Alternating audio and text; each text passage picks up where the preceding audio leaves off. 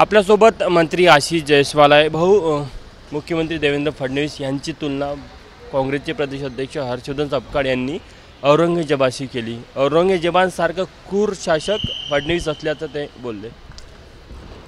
मला असं वाटतं की जर अशा पद्धतीचं वक्तव्य केलं असेल तर ते बौद्धिक विकृती आहे, यापेक्षा जास्त मला काही म्हणायचं नाही। सध्या प्रत्येकाला आपलं काँग्रेसमध्ये स्थान बळकट करण्यासाठी अशा पद्धतीचे वादग्रस्त वक्तव्य करून स्वतःची व्हॅल्यू वाढवण्याची किंवा स्वतःला चर्चेमध्ये आणण्यासाठी कदाचित काही लोक अशा पद्धतीने प्रयत्न करतात, परंतु अशा सर्व कृत्यामुळे त्या पक्षाची वाट लागते, त्या नेत्याची वाट लागते आणि जनसामान्यामध्ये सामान्य माणसाच्या समोर त्याची प्रतिमा खराब होते। प्रत्येक व्यक्तीने राजकीय क्षेत्रामध्ये काम करत असताना कोणाही बद्दल विरोधकी असेल तर त्याच्याबद्दल बोलताना काही तारतम्य बाळगलं पाहिजे। एकमेकाच्या बद्दलची सन्मान प्रत्येकाने राखणं आवश्यक आहे। दुर्दैवाने राजकारणामध्ये ही पातळी हळूहळू खाली होत चाललेली आहे, अत्यंत दुर्दैवी बाब आहे।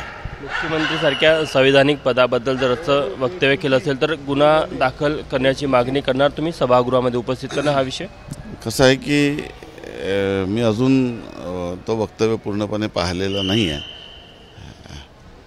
मला असं वाटतं की या संदर्भामध्ये तपास करून या संदर्भामध्ये नेमकं ते वाक्याचा अर्थ काय आहे आणि कशा पद्धतीचं तो वक्तव्य आक्षेपार्ह या संदर्भामध्ये